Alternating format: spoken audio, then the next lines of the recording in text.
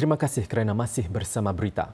Saudara, baru-baru ini masyarakat digemparkan dengan berita remaja 14 tahun dikenakan tindakan Akta Keselamatan Dalam Negeri ISA kerana menjadi radikal secara sendiri di isu perang Israel-Palestin di Gaza dan diakini dikenakan arahan sekatan RO oleh ISD.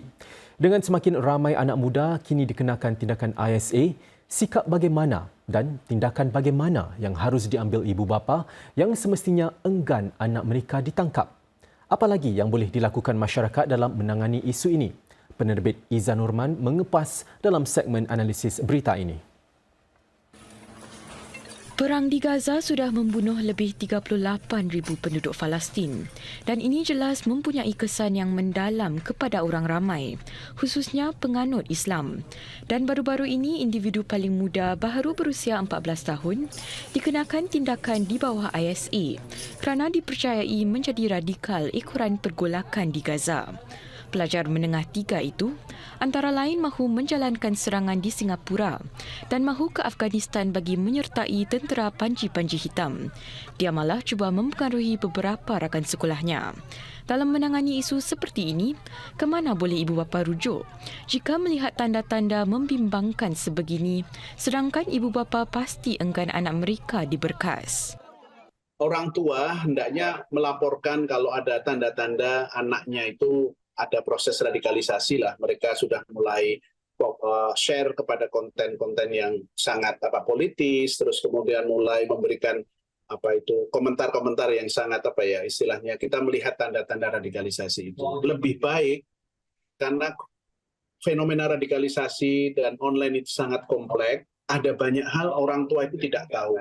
Lebih baik orang tua ini menghubungi organisasi-organisasi yang ada di Singapura seperti MUI, MUIS, dan RRC atau masjid terdekat untuk bisa berdiskusi. Dan saya yakin masjid-masjid terdekat, terus kemudian RRC, kemudian MUIS itu memang mereka mempunyai resources dan karena itu mak bapak itu ada peran yang penting. Karena mereka tahu anak mereka itu sedang membaca apa, sedang mendengar apa, sedang melihat apa.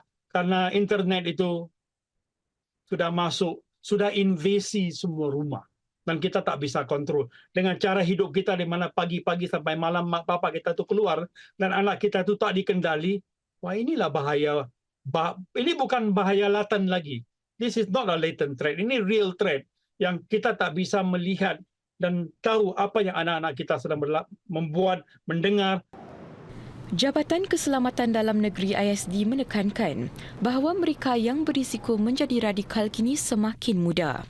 Sejak tahun 2015 sahaja, ISD mencatat 13 kes radikalisasi secara sendiri yang melibatkan belia di bawah usia 20 tahun. Maka itu, Prof. Madya Bilvia Singh menekankan harus ada wadah untuk menggalakkan dialog dengan cara yang sihat untuk belia. Mentelah lagi, masih ada tanggapan bahawa isu Israel-Palestin adalah isu perang agama. Isu yang bersejarah, yang bersensitif dan lebih penting yang berkompleks. Terus terang dalam pelajaran dan analisa saya, dalam isu ini enggak ada malaikat. Dua-duanya banyak membuat kesalahan, dua-duanya. So bagaimana kita membawa ini kepada pengikut kita itu penting sekali. Kalau kita dari mula sudah beremosi, ini bukan peperangan agama. Itu jelas itu. Ini peperangan geopolitik. Dari mula. Tetapi nuansa agama itu ada. Nuansa agama itu ada. Karena ini melibatkan satu tanah suci, di mana itu ada Kristen, Yahudi, dan Islam. Tetapi isu pokoknya adalah territorial division. Ini tempat siapa? Agama, religion play important role, but not the only picture. You have to understand it has to do with the politics, long history, geopolitics, yang itu kompleks. Nggak bisa diselesaikan oleh siapapun, oleh kerajaan manapun dalam waktu yang singkat. Gitu. So it's very complex issue. Lantaran itu, Prof. Bilvia dan Dr. Nur Huda menekankan betapa mendidik dan membincangkan isu Israel-Palestin perlu dilakukan dan disediakan di pelbagai peringkat untuk golongan muda. Yang pertama itu isu jangan diskusi. harus didiskusi. Tapi yang penting itu di mana dengan siapa dan apa agendanya itu penting. Jangan kita sembunyikan isu-isu ini. Kita harus diskusi baik di sekolah, baik di rumah, dan caranya untuk mengatasi ini adalah pendidikan. Pendidikan yang menggunakan akal yang sehat. Dan di sini mak bapak itu penting, guru itu penting, tokoh masyarakat itu penting, dan akhirnya pemimpin kita itu penting. It's a political problem, bukan a religious problem. Step pertama, pendidikan. Menggunakan dosen-dosen peneliti Islam, Melayu atau non-Melayu dan non-Islam. Ya, saya kira orang tidak harus menjadi orang Islam untuk concern dan hatinya emotionally connected to what is going on now in Gaza. Itu kan it's humanitarian problem, itu masalah kemanusiaan.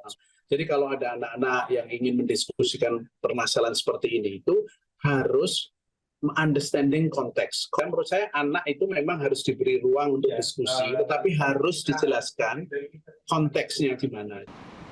Dalam satu kenyataan MUI, remaja lelaki berusia 14 tahun itu akan menjalani kaunseling keagamaan dan psikologi, sebahagian daripada program pemulihannya.